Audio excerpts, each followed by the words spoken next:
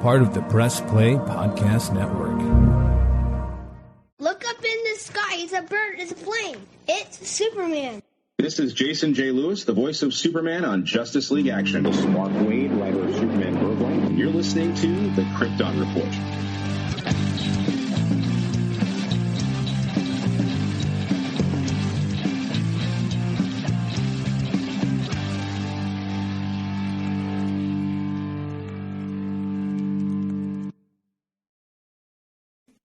Welcome to the Krypton Report. This is an impromptu special, and we're gonna look at Tim Sale, and we're gonna look at the work that he did, especially a certain book.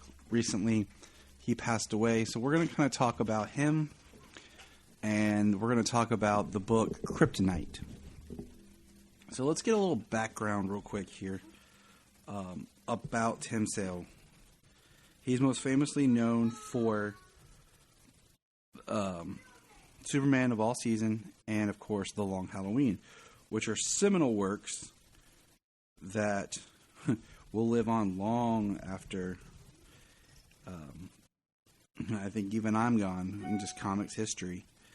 I think his art is dynamic and simple, if that makes sense. It's amazing what he was able to accomplish. So let's dive in to Tim Sale. Tim Roger Sale was born May 1st, 1956, and sadly passed away June 16th, 2022. Was an American Eisner Award-winning comic artist, best known for his work on the DC Comics characters of Batman and Superman, and his influence with writer Jeff Loeb. He did the artwork for the TV series Heroes. Sale's rendition of Batman influenced modern comics characters with directors and film to date. He was born in Ithaca, New York, the son of Dorothy Young and Roger Sale, a literary critic. His mother, Dorothy Young Sale, was a feminist political activist. He spent most of his early life in Seattle, Washington, having moved there with his family at age 6. His university was Washington, 2 years before moving to New York to attend the School of Visual Arts, as well as the comic workshop run by artist John Buscema, which the school advertised in the pages of Marvel Comics and was held in New York City Hotel in 1970. He returned to Seattle before graduating the SVA. Sale began doing art for the series My Adventures in 1983. The body of Sale's comic work has been with collaborator Jeff Loeb. The duo credited their early comics as storytellers, produced popular works such as Year One, centered Batman Legends of the Dark Knight Halloween specials, Batman The Long Halloween, Dark Victory, which is amazing, Superman for All Seasons, Catwoman When in Rome, and then at Marvel Comics, Spider-Man Blue, which I highly recommend, that I love and wish was kind of a Spider-Man film that was used for a Spider-Man film. Captain America White, Hulk Gray, Daredevil Yellow. With Darwin Cook, Sale launched the Superman Confidential series in 2007, which we will talk about more. Sale won an Eisner Award in 1999 for Best Artist, Penciler, Inker in a team category. Sale lived in Seattle metropolitan area, and on June 13th, 2022, Jim Lee announced Sale had been admitted to the hospital with severe health issues. Representatives of Sale later confirmed when he was in the hospital while asking for privacy. 3 days later, Sale died from kidney failure. He is survived by his mother, his sister, Maggie, and his partner, Susan Bailey.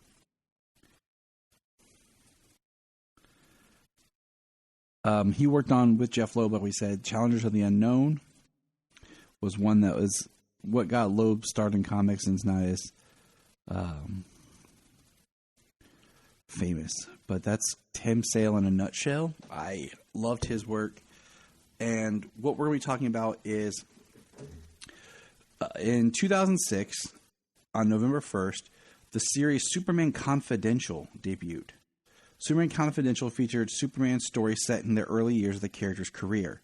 The stories illustrated key moments in the character's past, such as his first meeting, critical decisions, alliances, confrontation, events that shaped him into the character he is today. The creative team on the series rotated. The stories in Superman Confidential are the earliest points of reference in the character's newly established continuity, since according to the former monthly Superman writer Kurt Busiek, the character's origin in the new continuity yet to be established. One unpublished story was completed prior to the series getting canceled, Man and Superman, which was released over a decade later in 2019 as a 100-page comic book one-shot, written by Marv Wolfman and drawn by Claudio Castanelli, which was a retelling of Superman's origin, which is a great book that we did review. Now, what I find interesting is this book, Superman Confidential, ran from January 27 to June of 2008 for 14 issues. And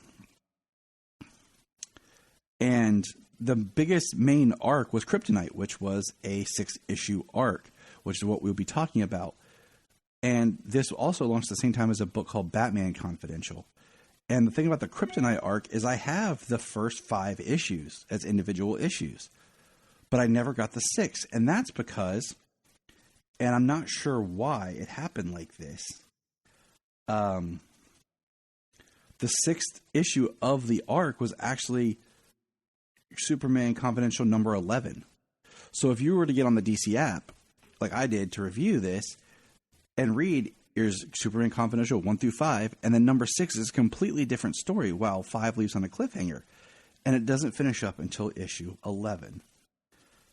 Which I think it's why I don't own the conclusion in a single form comic book of the story, which I have to track down.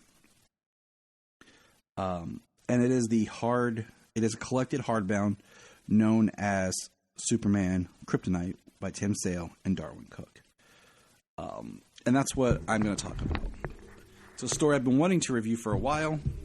And, I was brought up with a friend like we should talk Superman for all season. And I was like, well, I did that.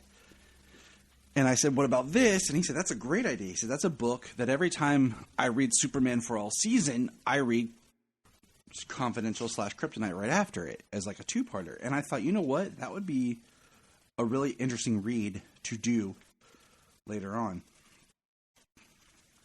And I think that is something I will do in the future.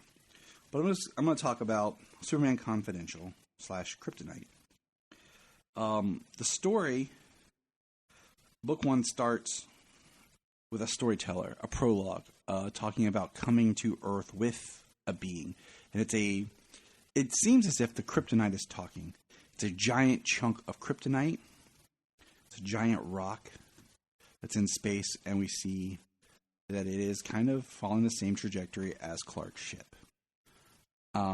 The story is told at the beginning from this perspective, and then we find out we are 2 months now in our current timeline. We are 2 months into Superman's mission, his identity, his being part of everything as Superman. And where there's a lot of great Superman narration is talking about how he is fearful, how he always rushes anything, but he doesn't know what or if anything can hurt him. He's yet to find anything that has the ability to hurt him. And that's where we are with this story, is him discovering what can hurt him. And then we find out that Clark, Lois, and Jimmy are put on a special assignment from Perry because they're the only 3 he really trusts with this. There's a new casino opening from Gallo. That's the man's name. And while they're staking it out, Clark notices that the volcano he's watching on the news, while Jimmy and him are surveying Gallo and listening to Lois as she's trying to get information. She's trying to get a date, / interview with Gallo. The volcano is erupting, and what happens is Clark, being Clark, Superman tells Jimmy he'll be out, and he takes off to stop the volcano. And that is book 1. Book 2 picks up with the narration just like before. Now, book 2 opens up with the narrator as well. And this time we see that Gallo takes it. Lois and Jimmy are listening. That Clark went to the volcano. We see that Gallo invited Lois, as she was taking bets in the Daily Planet, to come to see him. And she said she had an important date and that he would have to wait for her. And we see that her date was with Superman. That her and Superman had been meeting and getting to know each other. And meanwhile, while Lois is having this date, Clark is fighting a volcano and saving people. And he's trying to stop the volcano, but we see that he is drowning in lava. And he's talking about missing the date and having to show up and what he's trying to do. And he barely makes it out. He talks about the lava filling his mouth and his lungs. And he gets out and he goes to the farm and he tells his parents about it. And he was afraid and he was panicked to get out of the lava. And he burst out and he actually scared people. And Jonathan tells Clark that when things like this happen, that he needs to come and talk to him.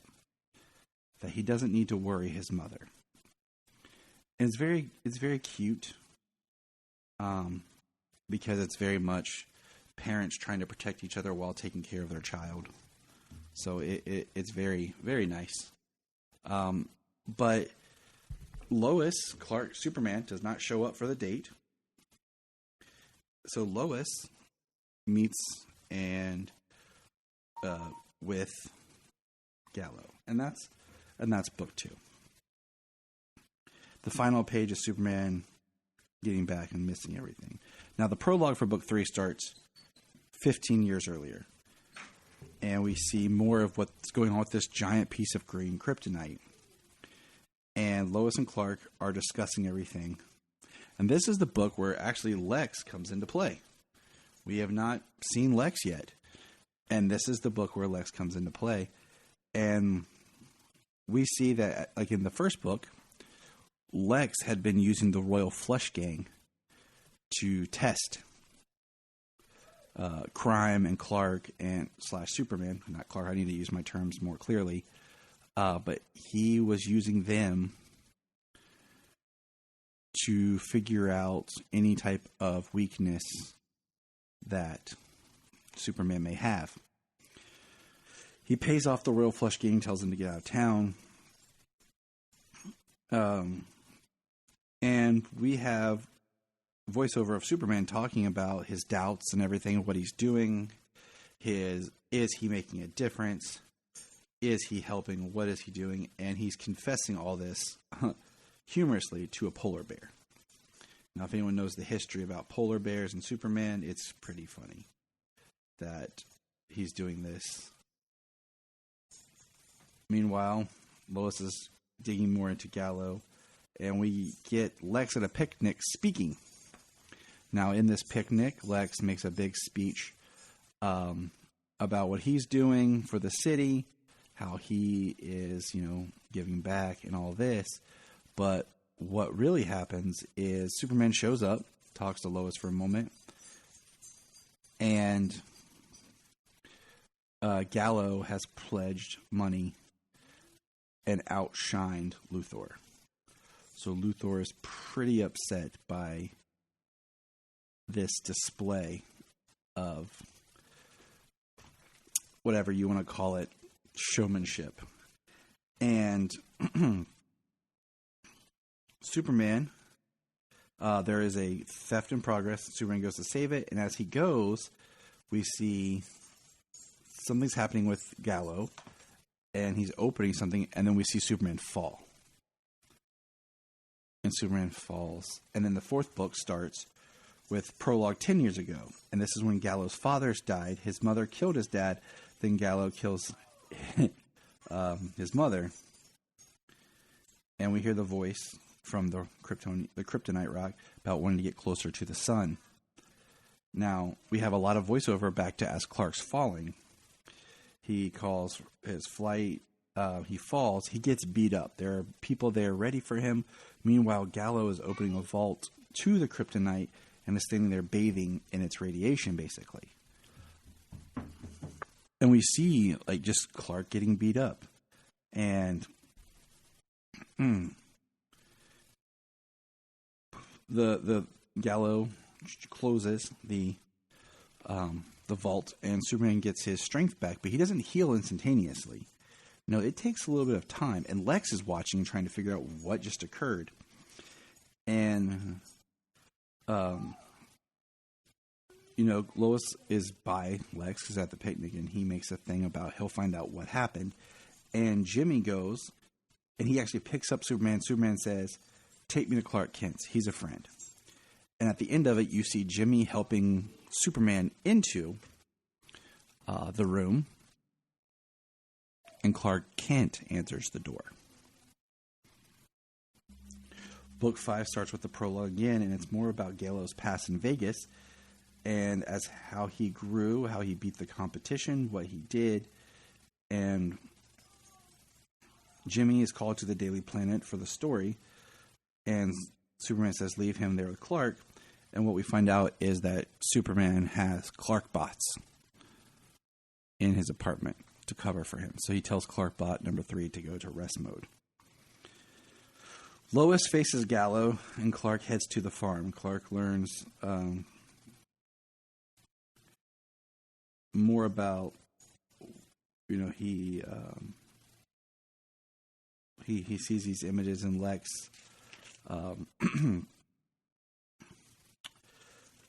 is going to come after him. And Clark goes to figure things out and confront Gallo, because Lois mentions that she thinks he has a connection. So the last issue, which is book 6, which is issue 11, we have the history of the being Bridgewater. Now, what we find out is in 5 at the end, Bridgewater is actually a conscious being of like a historical alien, kind of like a watcher of sorts, and he was trapped inside this shard of kryptonite, like a fortress, like a prison. And he's been psychically communicating and is possessing Gallo. Gallo's a horrible person. But Bridgewater is the one that made all the changes, made the donation, and he's using his psychic link to show Clark the history of Krypton, where he came from, who he is. Clark, it's always interesting when you get these type of stories of trying to find out what's already been established, but Clark doesn't know he's Kryptonian. He doesn't know about his planet or anything, and he's learning this. And meanwhile, Lex and his thugs are coming in. They take the kryptonite, and Gallo ends up committing suicide. Like, his mind is so crazy while Bridgewater's in there. Clark, they come out. He learns that they've taken Bridgewater in the thing, and Clark dons a suit made of lead, and he goes, because the coffin that Bridgewater was in was made of lead, and he takes him and basically flies him into the sun, breaking the kryptonite, breaking Bridgewater out, and freeing him. The book ends where Clark is talking to Martha and Jonathan about what he learned, and they say, well, I guess, your name, we'll have to call you Cal now. And he says, no, my name is Clark. And he refers to Jor-El and Lara as his, parents. But Jonathan Mother as his mom, pa. You have mother and father, and then mom, pa, his parents. It's a great story. I highly recommend it. It was just, it's by the storytellers, because they list themselves as storytellers, Tim Sale and Darwin Cook. When I think Darwin Cook, I always think of his art first, being the artist for such things as Batman Ego, and of course, most notably, New Frontier, which I will be revisiting sometime soon. I haven't read in a long time. I really like Cook's art, and I never think of him as much as a writer. And for him to be the writer on this and Sale being the artist is interesting to me. you can definitely tell it's Tim Sale, and he has a definitive Superman, but the Superman in this story is thinner because his Superman for Superman All Season is a big farm boy. Is how they talked about him. He's big, he's thick. This is a thinned down Superman, but it still looks like Clark that you would expect. So this is my quick review. Rest in peace, Tim. You will be missed. Your art will live on, and thank you for your contributions to comics. Everyone check out Superman Kryptonite. This is Tyler. Look up in the sky. We just want to say, if you've enjoyed this podcast, please check out other podcasts on the Press Play Podcast Network. Remember to check out Krypton Report on all social media platforms. Go to linktree.com/Krypton Report. You find all of our information right there. If you want to keep Krypton from exploding, join our $1 a month Patreon. That's right. For $1 a month, you'll get extra special content that you don't get on the main show, like movie commentaries and whatever else comes out of our mouths. So check it out, patreon.com/Krypton Report. If you are like Tyler and James and can't get enough super talk, check out these other podcasts. Digging for Kryptonite, Supergirl Radio, The Last Sons of Krypton, the Superboy Legacy Podcast, All-Star Superfans, Superman the Animated Podcast, The Aspiring Kryptonians, Always Hold On to Smallville, Caped Wonder, The Geek of Steel, and Truth, Justice, and Hope Podcast. Hey, we're going to press pause and hear a few words from our other podcasts on Press Play Podcast Network. Hello, Brooks here with the Books with Brooks monthly book club podcast. Here's how Books with Brooks works. We read one book a month, and then we talk about it. Classics like Stephen King's The Shining, debut novels like We Are the Brennans by Tracy Lang, and tons of other compelling, life-changing stories, one book and 1 month at a time. So come read along with us, and then listen in. This is Dan Jurgens, and if you want to have a good time, keep listening to the Krypton Report.